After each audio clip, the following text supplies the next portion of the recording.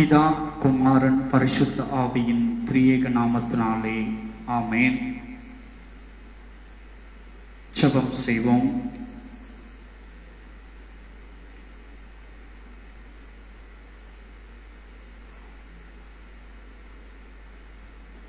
நேற்றும் இன்றும் என்றும் மாறாத எங்க நல்ல தகப்பனே, ஆசீர்வதிக்கப்பட்டதான இந்த ஓய்வு நாளிலே உம்முடைய வார்த்தைகளை கேட்கும்படியாய் நாங்கள் காத்திருக்கிறோம். சுவாமி, நீர் பேசுவீராக. இதை கேட்கிறவர்கள், பார்க்கிறவர்கள் அத்தனை பேரும் நாங்கள் கேட்கிறவர்களாய் மாத்திரம் இருக்கிறபடியினாலே எங்கள் இருதயங்களில் சுத்தமாக்கப்படத்தக்கதாய் என் தேவனாகிய கர்த்தர் உடைய வார்த்தைகளை கொண்டு எங்களோடு கூட நீர் இடைபடுவீராக. இயேசுவின் மூலம் கேட்கிறோம் ஜீவனுள்ள நல்ல பிதாவே, ஆமேன்.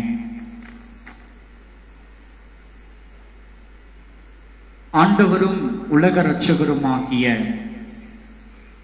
இயேசு கிறிஸ்துவின் இனிதான நாமத்தினாலே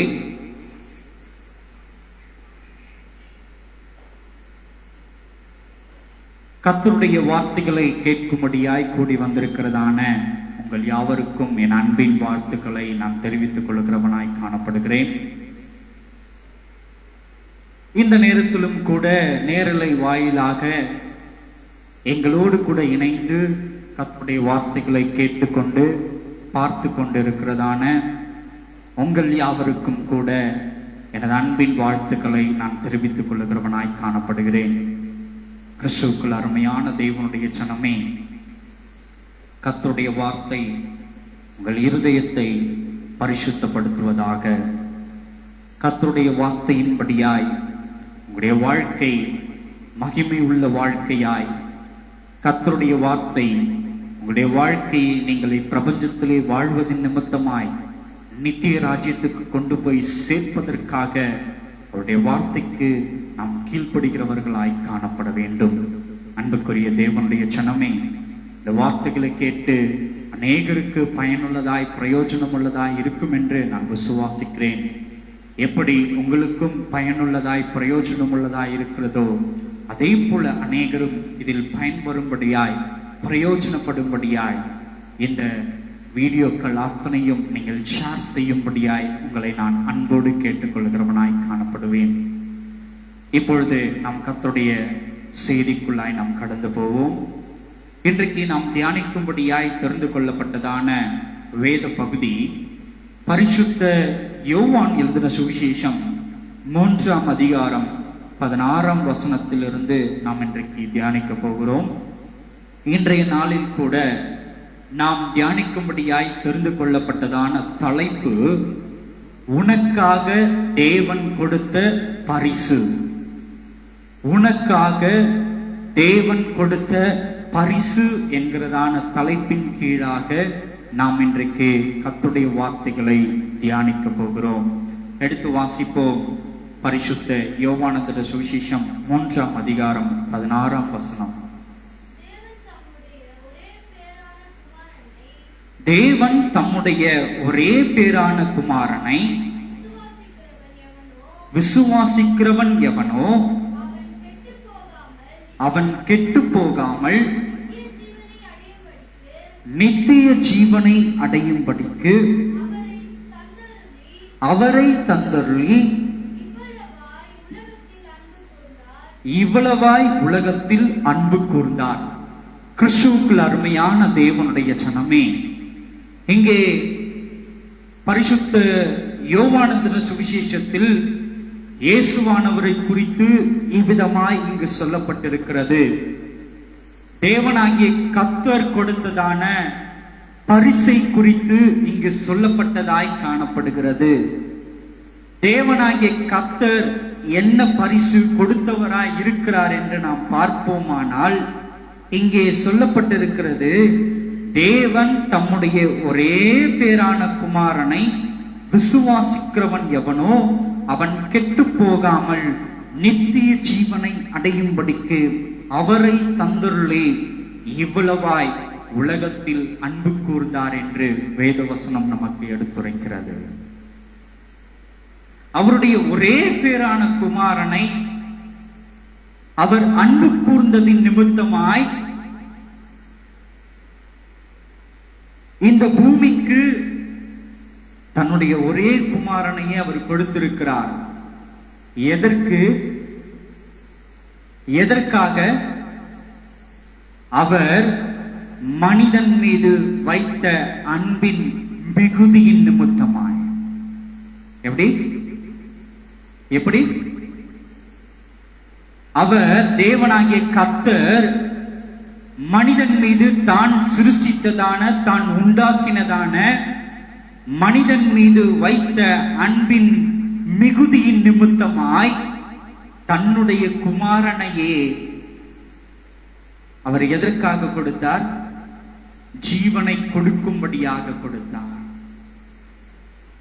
கொஞ்சம் யோசிச்சு பாருங்களேன். இன்றைக்கு நம்மில் எத்தனை பேர் நம்முடைய பிள்ளைகளை வேறொருவருக்காக கொடுக்க முடியும் என்று? என்னதான் ஒருவர் மீது நாம் அன்பு வைத்திருந்தாலும், அளவு கடந்த பாசம் வைத்திருந்தாலும், அவர்கள் மீது அளவு கடந்ததான அன்பின் மிகுதியின் நிமித்தமாய் யாருமே செய்ய முடியாத ஒரு காரியம், ஒரு குமாரனை கொடுப்பது என்பது அவ்வளவு எளிதான காரியம்? சொல்லுங்க, அவ்வளவு எளிதான காரியம் அல்ல. கொஞ்சம் அதை ஆழ்ந்து நீங்க சிந்தித்து பார்த்தீங்கன்னா, உங்களுடைய உள்ளத்தின் ஆழத்திலே இதை நீங்கள் தியானித்து பார்த்தீர்கள் என்றால், தேவனாகிய கர்த்தர் மனிதன் மீது எவ்வளவு அளவு கடந்த அன்பு அவர் வைத்திருப்பாரானால், தன்னுடைய ஒரே குமாரனையே அவர் நமக்காக கொடுத்திருக்கிறார்.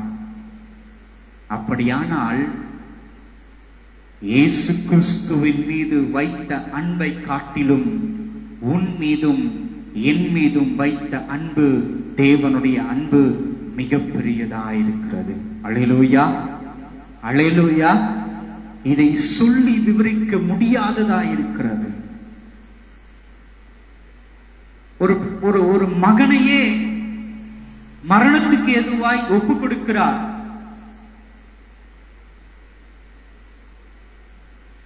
ஒரு மகனை இந்த பூமியிலே வாழ்ந்து சுகித்திருப்பதற்காக அவர் அனுப்பவில்லை.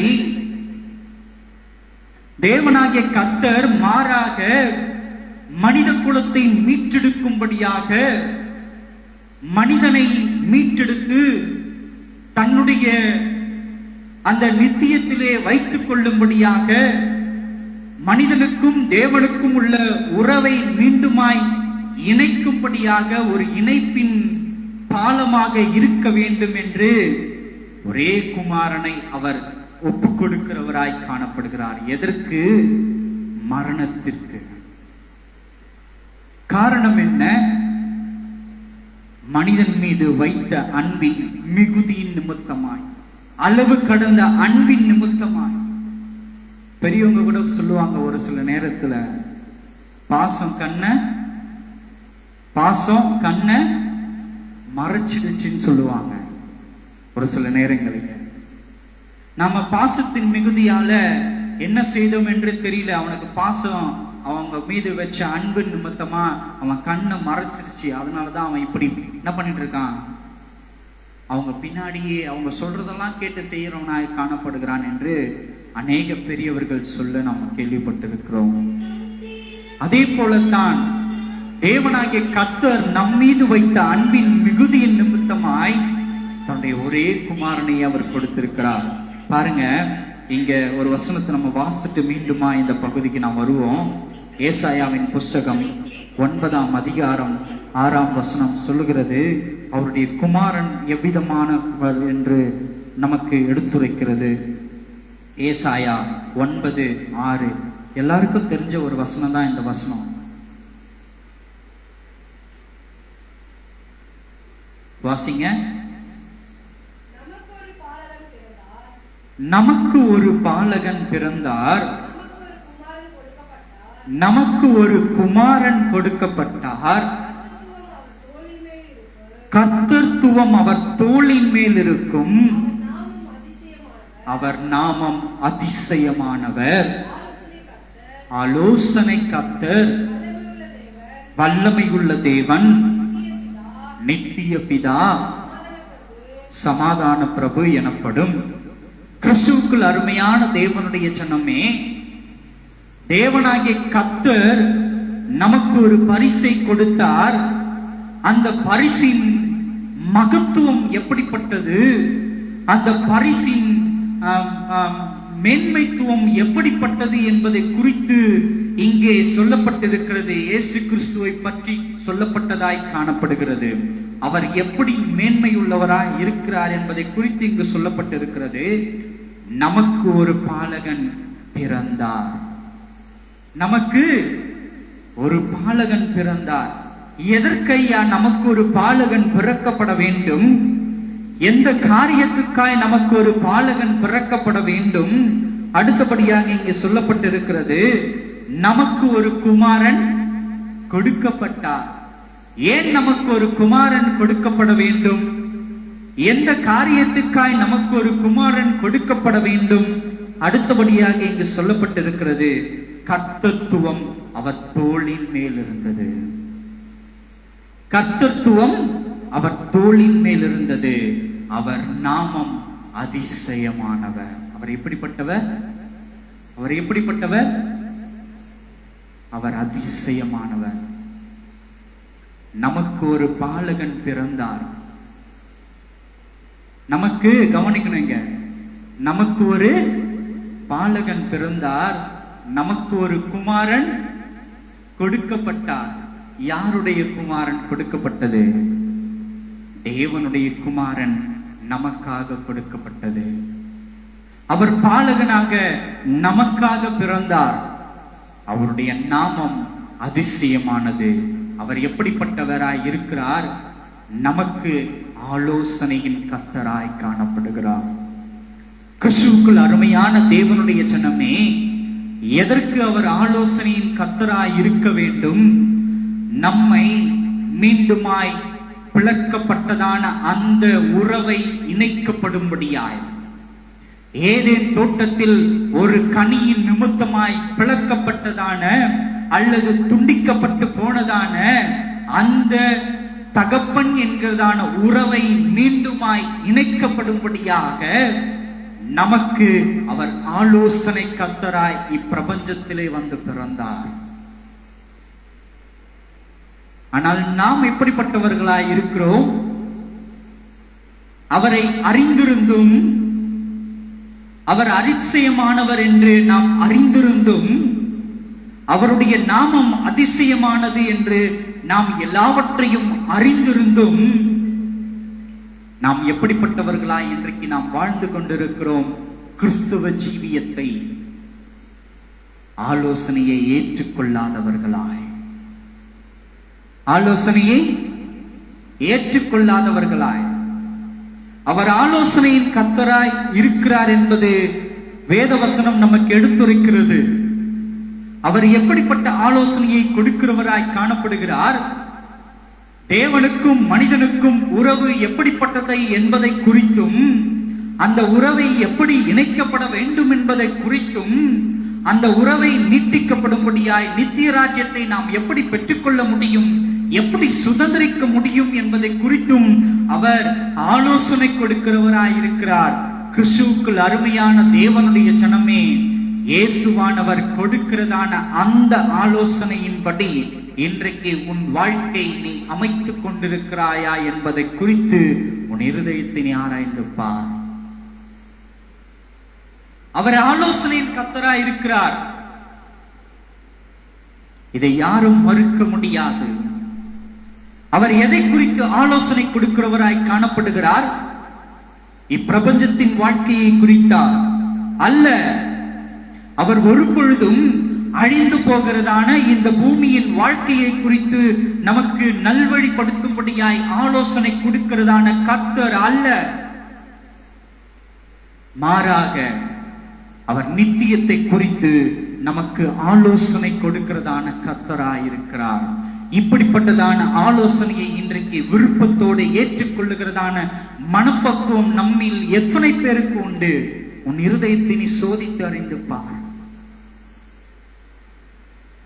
ஐயா, இன்றைக்கு உபதேசத்தை நாம் எப்படி கேட்க விருப்பப்படுகிறவர்களாய் காணப்படுகிறோம்? எப்படிப்பட்டதான ஆலோசனைகளை நாம் கேட்டு அவைகளை ஏற்றுக்கொள்ள வேண்டும் என்கிறதான மன விருப்பத்தின்படி நாம் காத்திருக்கிறவர்களாய் காணப்படுகிறோம். நமக்கு நன்மை பெருக்கும்படியாய் எப்படிப்பட்ட ஆலோசனை? நமக்கு நன்மை பெருக்கும்படியான ஆலோசனையாய் இருக்குமானால், நம்முடைய இருதயத்தின் விருப்பங்களை நிறைவேற்றக்கூடியதான ஆலோசனையாய் இருக்குமானால், அப்படிப்பட்டதான ஆலோசனைகளை மாத்திரம் இந்த உலகத்திலிருந்து நாம் ஏற்றுக்கொள்ளுகிறவர்களாய் காணப்படுகிறோம். ஆனால் மாறாக இயேசு கிறிஸ்து கொடுக்கிறதான ஆலோசனை அது எப்படிப்பட்டதாய் காணப்படுகிறது?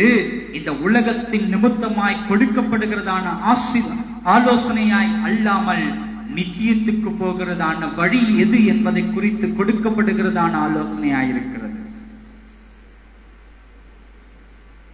இந்த ஆலோசனையை ஏற்றுக்கொள்வதற்கு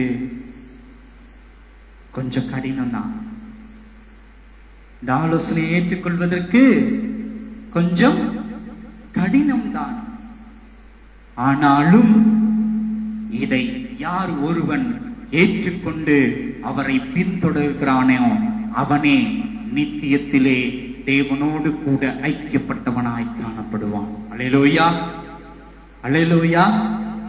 எவன் ஒருவன் கிறிஸ்துவனுடைய ஆலோசனைகளின்படி செவிசாய்த்து கிறிஸ்துவனுடைய வழி நடத்துதலின்படி தன் வழியை வாழ்க்கையை அமைத்துக் கொள்ளுகிறானோ அவனே நித்திய ராஜ்யத்தை சுதந்திரித்துக் கொள்ளுகிறவனாகவும் தேவனோடு கூட உறவிலே ஐக்கியப்படுகிறவனாகவும் காணப்பட முடியும்.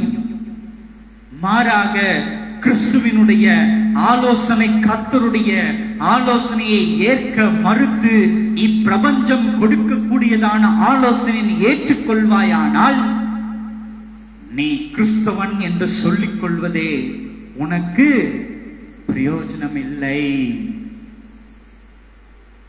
பிரயோஜனம் இல்லை. ஐயா, அவர் கொடுத்ததான பரிசு அது மிகவும் விலையேற பெற்றதான பரிசு ஐயா. அது வசனம் சொல்லுகிறது அல்லவா, அவர் நாமம் அதிசயமானவர். அப்படிப்பட்டதான மிகவும் அதிசயமான ஒரு பரிசை தேவனாகிய கர்த்தர் நமக்கு கொடுத்திருக்கிறார் என்றால், அந்த பரிசை பயன்படுத்துவதில் ஏன் ஐயா நமக்கு இவ்வளவு தாமதம் ஏற்படுகிறது? ஏன் அந்த பரிசை நாம் சுதந்திரித்துக் கொள்வதற்கு இவ்வளவு ஒரு தயக்கம் காட்டுகிறவர்களாய் நம்முடைய வாழ்க்கையிலே நாம் காணப்பட்டுக் கொண்டிருக்கிறோம்? இதை யாரும் மறுக்க முடியாது. வேணா சொல்லலாம், சும்மா நான் இயேசு கிறிஸ்துவை ஏற்றுக்கொண்டேன், இயேசு கிறிஸ்துவனுடைய வழிகளை பின்பற்றுகிறேன் என்று உண்மையாகவே சொல்லுகிறேன். தேவன் கொடுத்ததான அந்த பரிசை இன்னும் சுதந்திரிக்காதவர்கள் எத்தனை பேர்கள் கிறிஸ்தவர்களாய் இருக்கிறீர்கள்? தேவன் கொடுத்ததான அந்த பரிசை உனக்குரியதாக்கிக் கொள்ளாமல் கிறிஸ்தவன் என்கிறதான போர்வையிலே எத்தனை பேர்கள் இன்னும் வாழ்ந்து கொண்டிருக்கிறீர்கள்? இருதயத்தை ஆராய்ந்து பாருங்கள். அவர் அதிசயமானவர். அந்த அதிசய பரிசை தேவனாகிய கர்த்தர் நமக்கு கொடுத்திருக்கிறார் என்றால், இந்த பரிசை வைத்துக் கொண்டு அந்த பரிசு கொடுக்கிறதான மேன்மைகளை நாம் சுதந்திரிக்க வேண்டும் அல்லவா? அது எப்படிப்பட்டதான மேன்மை ஐயா? அது சொல்ல விவரிக்க முடியாத மேன்மையாய் காணப்படுகிறதே. அது எப்படிப்பட்ட மேன்மை? தேவன் என்கிறதான மேன்மை அது. அல்லேலூயா, அல்லேலூயா. தேவன் என்கிறதான அந்த மேன்மையை கொடுக்கக்கூடியது, தேவன் என்கிறதான அந்த மேன்மையை சுதந்திரிக்க வழிநடத்தக்கூடியது தேவன் கொடுத்த பரிசு அல்லவா அது? இந்த பரிசை ஏற்றுக்கொள்ள விருப்பம் உண்டு. ஆனால் அதை சுதந்திரித்துக் கொண்டு தனதுரிதாக்கிக் கொள்ளத்தான் இன்றைக்கு யாரும் விருப்பப்படவில்லை. காரணம் என்ன? காரணம் என்ன ஐயா? அந்த வழியில் பிரவேசிக்க வேண்டுமானால் வசனம் சொல்லுகிறது அது இடுக்கமான வாசலாய் இருக்கிறது என்று வேதவசனம் நமக்கு எடுத்துரைக்கிறது அல்லவா? இன்றைக்கு நிறைய பேர் சொல்லுவாங்க, யாருங்க கஷ்டப்பட்டு அந்த வழியில எல்லாம் போறது? ஒரு வழியில போனோம்னா ஒரு ஃப்ரீயா இருக்கணும், ஒரு பைபாஸ்ல போற மாதிரி இருக்கணும். இன்றைக்கு அனைவரும் எதிர்பார்ப்பு அப்படிப்பட்டதான எதிர்பார்ப்பாய் தான் காணப்பட்டுக் கொண்டிருக்கிறது. அனைவருடைய எதிர்பார்ப்பின் நோக்கம் எப்படிப்பட்டதா இருக்கிறது? இலகுவாக எல்லாவற்றையும் பெற்றுக்கொள்ள வேண்டும் என்கிறதான மனப்பக்குவம் தான் அனைவருடைய எதிர்பார்ப்பாய் காணப்பட்டுக் கொண்டிருக்கிறது. நன்றாய் அறிந்து கொள்ள வேண்டும், நித்திய ராஜ்யத்தை ஒருவனும் இலகுவாய் சுதந்திரிக்க முடியாது என்று வேதவசனம் நமக்கு எடுத்துரைக்கிறது. ஏனென்றால் அது நித்தியத்தை நாம் சுதந்திரித்துக் கொள்ள வேண்டுமானால் இடுக்கமான வாசல் வழியாய் பிரவேசித்தால் மாத்திரம்தான் நித்திய ராஜ்யத்தை சுதந்திரிக்க முடியும். நித்திய ராஜ்யத்தை சுதந்திரிக்க வேண்டுமானால் இந்த ஆலோசனை கர்த்தர் கொடுக்கிறதான ஆலோசனையை ஏற்றுக்கொண்டு அந்த வழியில் நடந்தால் மாத்திரம்தான் உன்னால் நித்தியத்தை சுதந்திரிக்க முடியும். அவர் கொடுத்த பரிசு விலை மதிப்பற்ற பரிசு ஐயாது. தன்னுடைய ஒரே பேரான குமாரன். எத்தனை பேரால் இப்படிப்பட்ட பரிசை கொடுக்க முடியும்? இன்றைக்கு யாராவது கொடுக்க முடியுமா? தன்னுடைய ஒரே குமாரனை யாருக்காவது கொடுக்க முடியுமா? முடியாதே. காரணம் என்ன?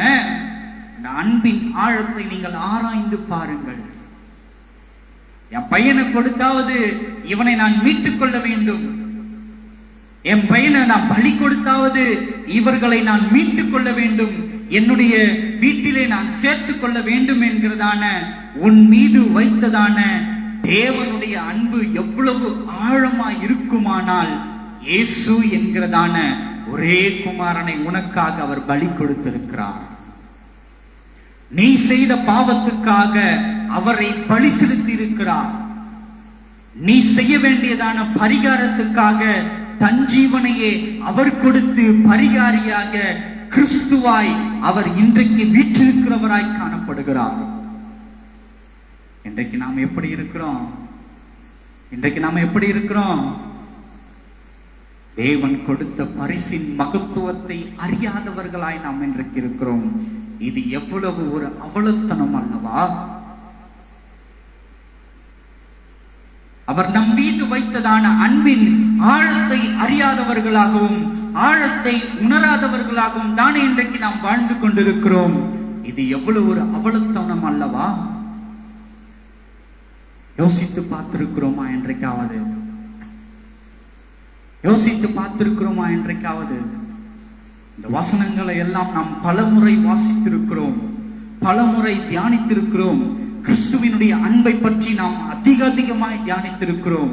ஆனால் மேம்போக்கான தியானங்கள் அத்தனையும் அந்த அன்பின் ஆழத்தை என்றைக்குமே நம்முடைய இருதயத்திலே நாம் உணராதவர்களாகத்தான் இன்றைக்கும் கிறிஸ்துவ வாழ்க்கை நாம் வாழ்ந்து கொண்டிருக்கிறோம். அவருடைய அன்பின் ஆழத்தை எவன் ஒருவன் தன் இருதயத்திலே உணர்ந்தானோ நிச்சயமாய் நான் சொல்லுகிறேன், அவன் உலக வாழ்க்கையிலிருந்து வேறு பிரிக்கப்பட்டவனாய் தன்னை அர்ப்பணிக்கிறவனாய் காணப்படுவான். ஏனென்றால் தேவனுடைய அன்பு, உன் மீது வைத்ததான அன்பும் அவர் கொடுத்ததான பரிசும் அவ்வளவு ஒரு மகத்துவமானது. அது விலை மதிப்பற்றது, அது ஜீவன் உள்ளது. அந்த பரிசுக்கு ஜீவன் உண்டு. அந்த பரிசின் மகத்துவத்தை நாம் இன்றைக்கு நினையாதவர்களாய் காணப்பட்டு கொண்டிருக்கிறோம். பாருங்க, இங்க வசனம் சொல்லுது, அது என்ன சொல்லுது பாருங்க. தேவன் தம்முடைய ஒரே பேரான குமாரனை விசுவாசிக்கிறவன் எவனோ அவன் கெட்டு போகாமல். நீ விசுவாசிக்கிறாயா? அவர் கொடுத்ததான பரிசு உனக்காக கொடுத்தார் என்று என்றைக்காவது உன் இருதயத்தில் நீ விசுவாசித்திருக்கிறாயா? அவருடைய ஒரே குமாரனை நமக்காக பரிசாய் கொடுத்திருக்கிறார் ஐயா. அந்த விலை மதிப்பற்ற பரிசை எனக்காக கொடுத்திருக்கிறார் என்பதின் விசுவாசம் உன் இருதயத்தில் என்றைக்காவது காணப்பட்டதா? அப்படி அந்த விசுவாசம் உனக்கு இருந்திருக்குமானால் நீ நித்தியராஜ்யத்தை சுதந்திரிக்க முடியும் அல்லவா? ஏன் உன்னால் நித்தியராஜ்யத்தை சுதந்திரிக்க முடியாத நிலை இன்றைக்கு காணப்பட்டு கொண்டிருக்கிறது? ஏனென்றால் அவர் கொடுத்ததான அந்த பரிசின் ஜீவ பரிசை நீ இன்னும் விசுவாசியாமல் வாழ்ந்து கொண்டிருக்கிறாய். இது எவ்வளவு ஒரு அவல நிலை! இது இயேசுவை அறிந்திருந்தும், இயேசுவின் மகத்துவங்களை அறிந்திருந்தும், அவர் எப்படிப்பட்டவர் என்று நாம் கேள்விப்பட்டிருந்தும் அந்த பொருளின் மகத்துவம் அறியாதவர்களாய் இன்றைக்கு நாம் வாழ்ந்து கொண்டிருக்கிறோம். கொஞ்சம் இப்படி யோசிச்சு பாருங்களேன். ஒருத்தர் ஒரு பரிசு கொடுக்குறாங்கன்னா அந்த பரிசுனுடைய தன்மை என்னன்ட்டு நம்ம புரிஞ்சிக்காத வரைக்கும் அந்த பரிசை நமக்குரியது என்பதை நாம் என்ன பண்ண முடியாது, சுதந்திரிக்க முடியாது. அது இருந்தும் பயனற்றதாய் காணப்படும். எப்படி? அது இருந்தும் பயனற்றதாய் காணப்படும். ஒரு உதாரணத்துக்கு சொல்றேன்னா, இந்த மைக்க ஒருத்தர் கிஃப்ட் கொடுக்கிறாருன்னு வச்சுக்கோங்களேன். இந்த மைக்க ஒருத்தர் கிஃப்ட் கொடுக்கிறாருன்னு வச்சுக்கோங்க. இந்த மைக்ல பேசினா சத்தம் வரும்னு சொல்லிட்டு நான் அறிந்தில்லாதவனாய் இருந்தேனானால் நான் என்ன பண்ணுவேன்? இதை குறித்ததான ஒரு விழிப்புணர்வோ, இதை குறித்ததான ஒரு அறிவோ எனக்கு தெளிவிக்கப்படாமல் இருக்குமானால் நான் என்ன செய்கிறவனாய் காணப்படுவேன்? இந்த மைக்ல பேசாம இதை அப்படியே ஒரு ஓரமா வச்சுட்டு வெறுமனே வாயினால் என்ன பண்ணி கொண்டிருப்பேன்? நான் பேசுகிறவனாய் காணப்பட்டு கொண்டிருப்பேன். இன்றைக்கு நீங்களும் நானும் இதைத்தான் செய்து கொண்டிருக்கிறவர்களாய் காணப்படுகிறோம். இந்த மைக்ல பேசினா சத்தம் வரும் நமக்கு தெரியாத இருக்கிறபடியினால்தான், இந்த மைக்கினுடைய அந்த நிலை நாம் அறிந்து கொண்டு இல்லாதபடியினால்தான் இதை ஓரமா வச்சுட்டு வெறுமனை கத்தி கொண்டிருக்கிறவர்களாய் காணப்படுகிறோம். இதே போலத்தான் தேவன் கொடுத்ததான இயேசு கிறிஸ்து என்கிறதான அந்த பரிசின் மகத்துவத்தை நாம் இன்னமும் புரிந்து கொள்ளாதவர்களாய் இந்த பூமியிலே வாழ்ந்து கொண்டிருக்கிறபடியினால்தான் நித்தியத்தை குறித்ததான அந்த வெளிப்பாடு நாம் பெற்றுக்கொள்ளாதவர்களாகவே இன்னும் உலக ஆசையிலே, உலக மாய்களிலே நாம் சிக்கிக் கொள்ளுகிறவர்களாய் காணப்படுகிறோம். புரியுதா உங்களுக்கு? எப்படி இந்த மைக்கு குறித்ததான ஞானமும், இந்த மைக்ல பேசினா சத்தத்தை மிகுதிப்படுத்தலாம், மிகைப்படுத்தலாம் என்கிறதான அறிவும் கிடைக்கப்பட்டது பொழுது இதை நாம் ஆன் செய்து நாம் பேசு சத்தத்தை ஒளிபெருக்குகிறோமோ, அதே போல இயேசு கிறிஸ்துவினுடைய அந்த மகத்துவத்தினையும் அவருடைய ஆழத்தையும் அந்த பரிசின் நிலையையும் தன்மையையும் நாம் அறிந்து கொண்டோமானால் நித்தியத்தினுடைய மகத்துவத்தை நாம் அறிந்து கொண்டவர்களாய், எல்லாவற்றுக்கும் மேலாக தேவனுடைய அன்பின் ஆழத்தை அறிந்து கொண்டவர்களாய் நாம் என்ன பண்ணுவோம்? நம்மை உண்மையாய் அர்ப்பணிக்கிறவர்களாய் காணப்படுவோம். இன்னும் நம்ம அறியாம இருக்கிறதுனாலதான், அதை உணராம இருக்கிறதுனாலதான் தேவனை பற்றி ஒரு மேம்போக்கான கருத்து நம்மிடத்திலே காணப்பட்டு கொண்டிருக்கிறது. எடுத்து வாசிப்போம். 2 தெசலோனிக்கேயர் 2ஆம் அதிகாரம் 16ஆம் வசனம். 2 தெசலோனிக்கேயர் 2:16.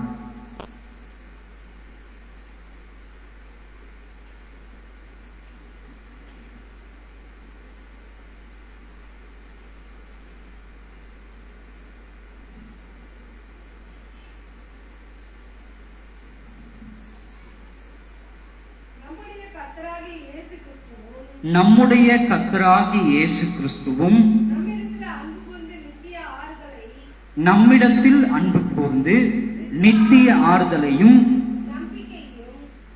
நல் நம்பிக்கையையும் கிருபையாய் நமக்கு கொடுத்திருக்கிற நம்முடைய பிதாவாகிய தேவனும் உங்கள் இருதயங்களை தேற்றி எல்லா நல் வசனத்திலும் நற்கிரியிலும் உங்களை ஸ்தோத்திரப்படுத்துவாராக. கிறிஸ்துவுக்குள் அருமையான தேவனுடைய ஜனமே, அப்போஸ்தலனாகிய பவுல் தெசலோனிக்கேயருக்கு எழுதும் பொழுது அவர் இவ்விதமாய் சொல்லுகிறார்: நம்முடைய கர்த்தராகிய இயேசு கிறிஸ்துவும் நம்மிடத்தில் அன்பு கூர்ந்து நித்திய ஆறுதலையும் நல் நம்பிக்கையையும் கிருபையாய் நமக்கு கொடுத்திருக்கிற நம்முடைய பிதாவாகிய தேவனுக்கும். அவர் எப்படிப்பட்டவராய் இருக்கிறார்? தேவனாகிய கர்த்தர் கொடுத்ததான பரிசு எப்படிப்பட்டதான பரிசா இருக்கிறது? எவ்வளவு ஆழமாக தேவனாகிய கர்த்தர் மனிதன் மீது அன்பு வைத்திருக்கிறாரோ அந்த ஆழத்தின் தன்மை ஒரு துளி அளவும் குலையாத அளவுக்கு இயேசு கிறிஸ்துவும் நம் மீது அன்பு வைத்திருக்கிறார் என்பதை குறித்து அப்போஸ்தலனாகிய பவுல் நமக்கு சுட்டிக்காட்டுகிறவராய் காணப்படுகிறார். வசனம் இங்கே சொல்லப்படுகிறது, இயேசு கிறிஸ்துவும் நம்மிடத்தில் அன்பு கூர்ந்து நித்திய ஆறுதலையும் நல் நம்பிக்கையையும் கிருபையையும் நமக்கு கொடுத்து, அவர் நித்திய ஆறுதலை நமக்கு கொடுக்க சித்தமுள்ளவராயிருக்கிறார். யாரு? ஆண்டவராகிய இயேசு கிறிஸ்து. தேவனாகிய கொடுத்த பரிசு நமக்கு நித்திய ஆறுதலை கொடுக்கும்படியாக நமக்கு கொடுத்திருக்கிறார். தேவனாகிய கர்த்தர் நமக்கு கொடுத்த பரிசின் நிமித்தமாக நாம் நித்திய கிருபைகளை பெற்றுக் கொள்ளும்படியாய் தேவனாகிய கர்த்தர் நமக்கு பரிசு கொடுத்திருக்கிறார். தேவனாகிய கர்த்தர் கொடுத்ததான பரிசுல இருந்து என்னென்னலாம் நமக்கு கிடைக்குது? நித்திய ஆறுதல். அப்புறம் இங்க என்ன போட்டிருக்கு? நித்திய ஆறுதலையும் நல் நம்பிக்கையையும் கிருபையும். நமக்கு என்ன கிடைக்குது சொல்லுங்க? தேவனாகிய கர்த்தர் கொடுத்த பரிசின் நிமித்தமாய் அந்த பரிசை நீங்கள் ஏற்றுக்கொள்வீர்களானால் உங்களுக்கு அந்த பரிசின் நிமித்தமாய் கிடைக்கப்படுகிறதான பலன் என்னவா இருக்கிறது? நித்திய ஆறுதலும் நல் நம்பிக்கையும் கிருபையும். 3 விதங்களிலே நமக்கு தேவனாகிய கர்த்தர் கொடுக்கிறதான பரிசு நிமித்தமாய் கிடைக்கப்படுகிறதாய் காணப்படுகிறது. நித்திய ஆறுதல், அந்த பரிசை உனக்கு நீ சுதந்தரித்துக் கொள்ளும் பொழுது, உனக்குரியதாக்கிக் கொள்ளும் பொழுது, இந்த உலகம் கொடுக்க முடியாத நித்திய ஆறுதல். இந்த ஆறுதலை எப்பவுமே கடந்து போய்விடாது, என்றென்றைக்குமே உன்னோடு கூட இருக்கும் அந்த நித்திய ஆறுதல். நல் நம்பிக்கை எதை குறித்ததான நல் நம்பிக்கை? நித்திய ராஜ்யத்தை குறித்ததான நல் நம்பிக்கை உனக்கு ஏற்படுகிறதாய் காணப்படும். அப்படி நித்திய ராஜ்யத்தை குறித்ததான ஒரு நல் நம்பிக்கை உன் இருதயத்திலே ஏற்படும் பொழுது இப்பிரபஞ்சத்தின் வாழ்க்கையை குறித்து நீ என்ன பண்ண மாட்ட? ஒரு பொழுதும் கவலை கொள்ள மாட்டாய். ஏன்? உனக்கு நல் நம்பிக்கை உன் இருதயத்திலே ஏற்பட்டபடியினாலே. அப்புறம் 3வது என்ன? நித்திய கிருபை. தேவனை தரிசிக்கும்படியாய் நித்திய கிருபையை அவர் கொடுக்கிறவராய் காணப்படுகிறார். யார்? தேவனாகிய கர்த்தர் கொடுத்த பரிசு. ஐயா, நீ நல் நம்பிக்கையை பெற்றுக்கொள்ள வேண்டுமானால், நீ நித்திய கிருபையை பெற்றுக்கொள்ள வேண்டுமானால், அப்புறம் என்னது? நீ நித்திய ஆறுதலை பெற்றுக்கொள்ள வேண்டுமானால் தேவனாகிய கர்த்தர் கொடுத்ததான பரிசை உனதுரியதாக்கிக் கொள்ள வேண்டும். உனதுரியதாக்கிக் கொள்வாய். ஆனால் மாத்திரம்தான் நித்திய ஆறுதலை நீ பெற்றுக்கொள்ள முடியும். நித்திய கிருபையை பெற்றுக்கொள்ள முடியும். நல் நம்பிக்கையை நீ பெற்றுக்கொள்ள முடியும் என்று தேவனாகிய கர்த்தர் கொடுத்ததான அந்த பரிசு உனக்கு சுட்டி காட்டுகிறதாய் காணப்படுகிறது.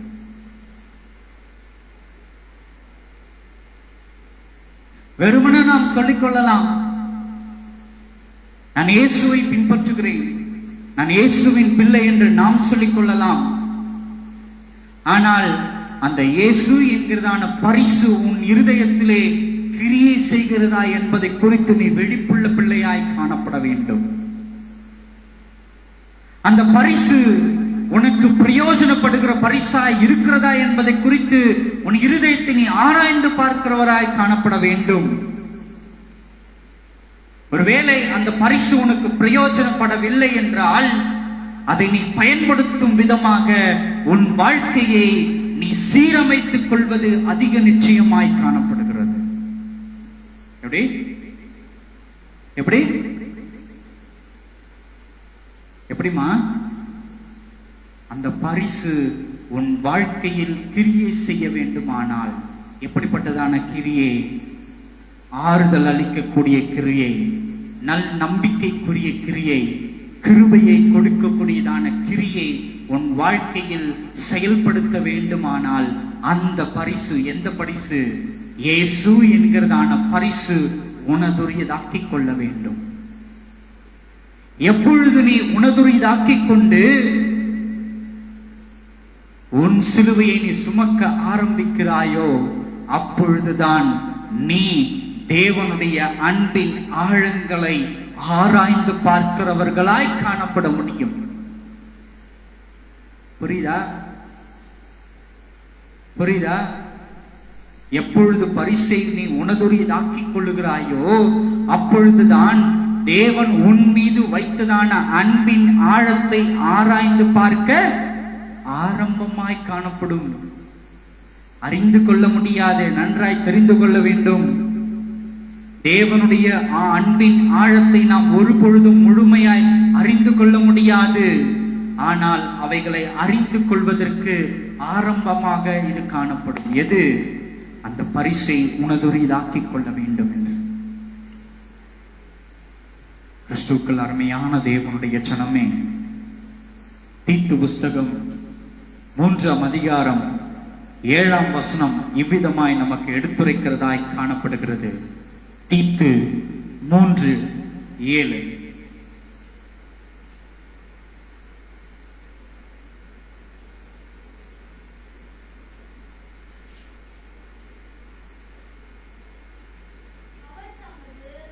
அவர் நமது இரட்சகராகிய இயேசு கிறிஸ்து மூலமாய் அந்த பரிசுத்த ஆவியை நம்மேல் சம்பூர்ணமாய் பொழிந்தருளினார். கிறிஸ்துவுக்குள் அருமையான தேவனுடைய ஜனமே, அந்த பரிசை உனதுரிதாக்கிக் கொள்ளும் பொழுது தேவனுடைய அன்பின் ஆழத்தை நீ அறிந்து கொள்ளும்படியாய் ஆரம்பமாக்கப்படும் என்று நான் எடுத்துரைத்தேன். அதனோடு கூட தொடர்ச்சியாக இதை நீங்கள் வாசித்து பாருங்கள், நன்றாய் உங்களுக்கு புரியக்கூடியதாய் இருக்கும். அந்த அன்பின் ஆழத்தை நாம் எப்படி அறிந்து கொள்ளும்படியாய் நாம் தொடர வேண்டும் என்பதை குறித்து இங்கே சொல்லப்பட்டிருக்கிறது. அவர் தமது இரட்சகராகிய இயேசு கிறிஸ்து மூலமாய் அந்த பரிசுத்த ஆவியை நம்மேல் சம்பூர்ணமாய் பொழிந்தருளினார். எந்த பரிசுத்த ஆவியை? எந்த பரிசுத்த ஆவியை? தேவ அன்பு என்கிறதான பரிசுத்த ஆவியை நம்மேல் பொழிந்தருளினார். புரியுதா உங்களுக்கு? தேவ அன்பு என்கிறதான அந்த பரிசுத்த ஆவியை நீ பெற்றுக்கொள்ள வேண்டுமானால், தேவ அன்பு என்கிறதான அந்த அன்பின் பரிசுத்தத்தை நீ உனதுரியதாக்கிக் கொண்டு சுதந்திரித்துக் கொள்ள வேண்டுமானால் யார் மூலமாக மாத்திரம்தான் முடியும்? இங்கே வசனம் தெளிவாய் சொல்லப்பட்டிருக்கிறது. அவர் தமது இரட்சகராகிய இயேசு கிறிஸ்துவின் மூலமாய் அந்த பரிசுத்த ஆவியை நம்மேல், இயேசு கிறிஸ்துவின் இரட்சகர் மூலமாக மாத்திரம்தான் அந்த பரிசுத்த ஆவியை நாம் என்ன பண்ண முடியும்? சுதந்திரித்துக் கொள்ள முடியும். எந்த பரிசுத்த ஆவி? தேவனின் அன்பின் பரிசுத்த ஆவி. கிறிஸ்துவுக்குள் அருமையான தேவனுடைய ஜனமே, தேவன் கொடுத்ததான பரிசை நாம் சுதந்திரித்துக் கொள்ள வேண்டிய கட்டாயமாயிருக்கிறது. தேவன் கொடுத்ததான பரிசை நமதுரியதாக்கிக் கொள்ள வேண்டியது கட்டாயமாயிருக்கிறது. எவன் ஒருவன் அந்த பரிசு எனது என்று உரிமை பாராட்டுகிறானோ, அந்த பரிசை நான் பயன்படுத்துவதற்கு நான் என்ன செய்ய வேண்டும் என்று பிரயாசப்படுகிறானோ, அவனுக்கு மாத்திரம்தான் தேவ அன்பின் பரிசுத்தத்தை அவன் சுதந்திரித்துக் கொள்கிறவனாய் காணப்பட முடியும். அல்லேலூயா, அல்லேலூயா. அப்போ ஒருவேளை இயேசு கிறிஸ்துவை பட்டும் படாதமாய் எப்படி எப்படி எப்படி சாப்பாடு வைக்கும் பொழுது கடைசியா ஊருக்காக கொஞ்சம் வைப்பாங்க. அதை என்ன பண்ணுவோம், நம்ம என்ன பண்ணுவோம், லைட்டா அப்படி பட்டும் படாதமா அப்படி தொட்டுக்குவோம். இன்றைக்கு நாம் கூட இயேசு கிறிஸ்துவை அப்படிதான் செய்து கொண்டிருக்கிறோம். ஊறுகாய் போல பட்டும் படாதமாய் தேவைக்கு மாத்திரம் நாம் தொட்டுக் கொள்ளுகிறவர்களாய் காணப்படுகிறோம். இயேசு கிறிஸ்துவை நாம் நன்மைக்காக அவரை தொட்டுக் கொள்ளுகிறவர்களாய் காணப்படுகிறோம். இயேசு கிறிஸ்துவை நம்முடைய தேவைக்காக அவரை தொட்டுக் கொள்ளுகிறவராய் காணப்படுகிறோம். இயேசு கிறிஸ்துவை நம்முடைய வியாதியிலிருந்து சுகம் கிடைக்கப்படுவதற்காக அவரை தொட்டுக் கொள்ளுகிறவர்களாய் காணப்படுகிறோம். இயேசு கிறிஸ்துவை நம்முடைய வாழ்க்கையை மேம்படுத்துவதற்காக, வளர்ச்சி அடைவதற்காக, ஆசீர்வாதங்களையும் நன்மைகளையும் பெற்றுக் கொள்வதற்காக தொட்டுக் கொள்ளுகிறவர்களாய் காணப்படுகிறோம். எப்படி உணவிலே ஊர்காயை தொட்டுக் கொள்வது போல இயேசு கிறிஸ்துவை இன்றைக்கு நாம் தொட்டு வெறுமனே அந்த நேரத்தில் சுவை பார்க்கிறவர்களாய் மாத்திரம்தான் நாம் இன்றைக்கு காணப்பட்டுக் கொண்டிருக்கிறோம். மாறாக அவரை முழுவதுமாய் முழு உணவாய் நாம் சுவைப்போமானால், ஏனென்றால் வசனம் சொல்லுகிறது, அவரே சொல்லியிருக்கிறார், ஜீவ அப்பம் நானே, ஜீவாப்பம் நானே. இயேசு கிறிஸ்துவை ஊர்காய் போல நீ தொட்டுக்கொள்வதற்கு மாறாக உணவாக, அப்பமாக நீ என்றைக்கு புசிக்கிறாயோ அன்றைக்கு தான் தேவன் உனக்கு கொடுத்ததான இயேசு என்கிறதான பரிசின் மகத்துவத்தை நீ அறிந்து கொள்ள முடியும். வசனம் அதுதானே சொல்லுது, இந்த அப்பத்தை எவன் புசித்து இந்த பாத்திரத்தில் எவன் பானம் பண்ணுகிறானோ அவன் தான் ரட்சிக்கப்பட்டவனாய் நித்தியத்தில் கொண்டு போக பண்ண முடியும் என்றுதானே வசனம் சொல்லுகிறது. அப்போ உன் தேவைக்காக மாத்திரம் ஊர்கா போல இயேசுவை தொட்டுக்கொள்வாயானால், அப்பப்ப போயிட்டு சோதனை வரும்போதெல்லாம் போயிட்டு அப்படி அப்படி தொட்டு அப்படி நக்கிக் கொள்வது, கஷ்டம் வரும்போதெல்லாம் அப்படி போயிட்டு ஒரு முழங்கால் படிக்கிட்டு அப்படி தொட்டு அப்படி நக்கிக் கொள்வது, அவருடைய மகத்துவத்தை நீ இன்னும் அறியாத பிள்ளையாய் காணப்பட்டுக் கொண்டிருக்கிறார். ஒன்னு சொல்லட்டுமா, இயேசுவின் மகத்துவத்தையே இன்னும் நீ அறியாத பிள்ளையாய் காணப்பட்டுக் கொண்டிருக்கிறாயே, எப்பொழுது நீ தேவனுடைய அன்பை ருசி பார்க்க போகிறாய்? ஐயா, இயேசுவின் மகத்துவத்தையே இன்னும் நீ அறிந்து கொள்ள முடியாத நிலையிலே காணப்பட்டுக் கொண்டிருக்கிறாயே, எப்பொழுது நீ தேவனுடைய அன்பின் ஆழத்தை நீ உணர்ந்து கொள்ள போகிறாய்?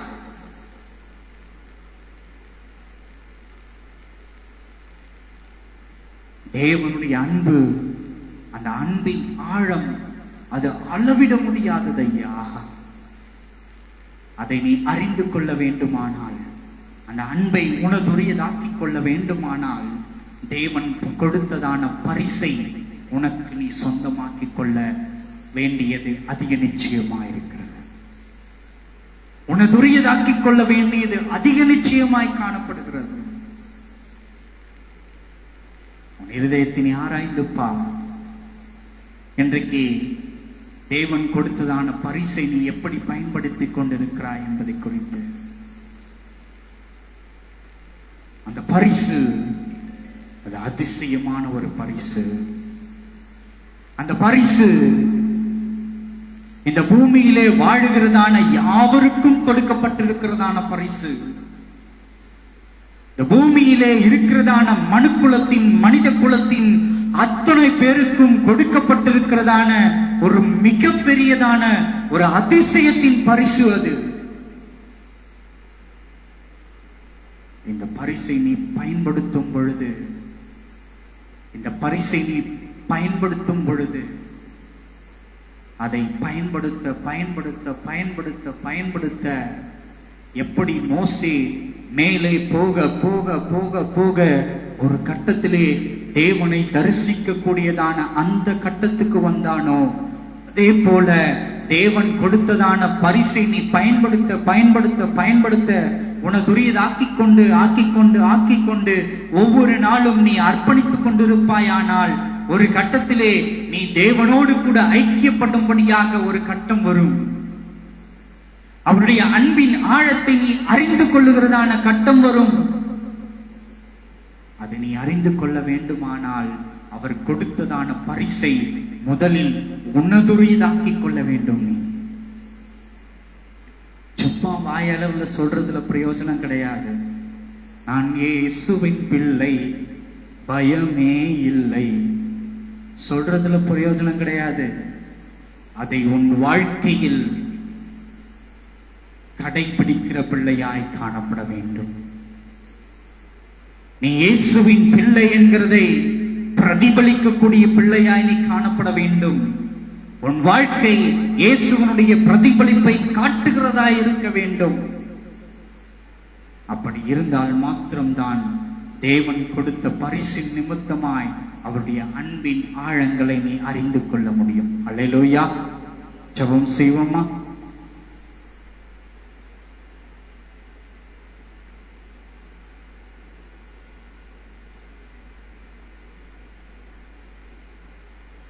கிருபையுள்ள தேவனே, உம்மை நன்றியோடு ஸ்தோத்திரிக்கிற கர்த்தாவே, இந்த நேரத்திலும் சுவாமி நீர் எங்களுக்கு கொடுத்ததான அந்த அதிசய பரிசை இது நாள் வரைக்கும் நாங்கள் அறிந்து கொள்ளாதவர்களாய், குறிப்பாக அறிந்திருந்தும் அதன் மகத்துவத்தை நாங்கள் உணராதவர்களாய், உணர்வடையாதவர்களாய், இப்பிரபஞ்சத்தினுடைய மாயைகளிலே சிக்கி மதி மயக்கத்தின் நிமித்தமாய் நாங்கள் மயங்கி இருந்தோம் சுவாமி. அப்பா, எங்களுடைய புத்திகள் தெளிவிக்கப்படும்படியாய் நீர் எங்களுக்கு உதவி செய்வீராக. ஆண்டவரே, நீர் எங்களுக்கு கொடுத்ததான அந்த பரிசின் மகத்துவத்தை நாங்கள் அறிந்து கொள்ளும்படியாய்,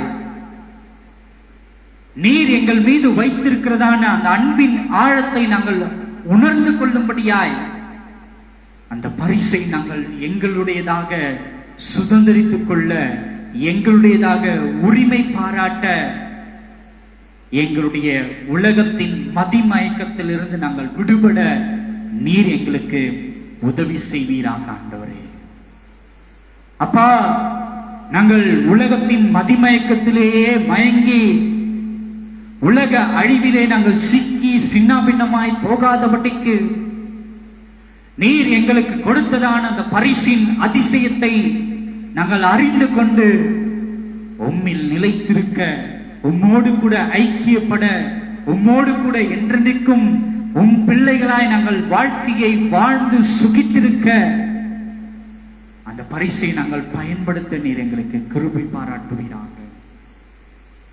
எங்களை வழிநடத்துவீராக, எங்களை காத்துக் கொள்வீராக. எங்களை முற்றிலுமாய் நாங்கள் அர்ப்பணிக்கிறோம். நீரே எங்களை பாதுகாத்துக் கொள்ளுங்க. இயேசுவின் மூலம் கேட்கிறோம் ஜீவனுள்ள நல்ல பிதாவே.